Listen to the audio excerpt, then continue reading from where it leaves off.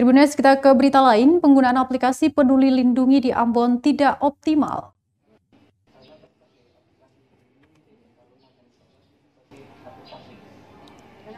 Sejak September lalu, pemerintah Kota Ambon mewajibkan penggunaan aplikasi Peduli Lindungi bagi masyarakat di pusat perbelanjaan. Namun, penerapan penggunaan aplikasi Peduli Lindungi di pusat perbelanjaan belum bisa diterapkan secara maksimal. Selain vaksinasi COVID-19 yang belum menyeluruh, juga masih banyak masyarakat yang belum memahami penggunaan aplikasi tersebut. Sehingga mayoritas masyarakat yang hendak berbelanja memilih tak menggunakan aplikasi tersebut.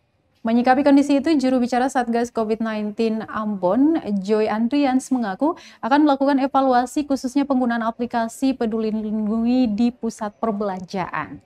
Evaluasi ini dilakukan agar kinerja petugas di pusat perbelanjaan seperti mal bisa ditingkatkan lagi. Pasalnya, sejauh ini masih banyak warga yang lolos masuk mal tanpa menggunakan aplikasi tersebut.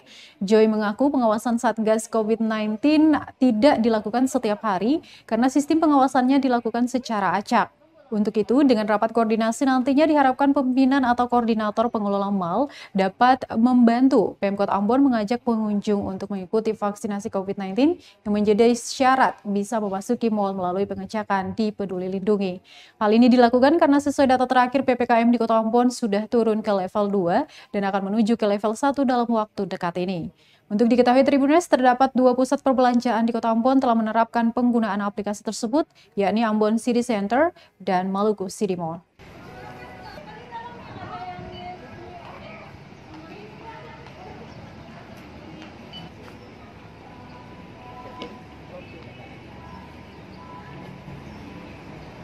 Kakak lu dari mana?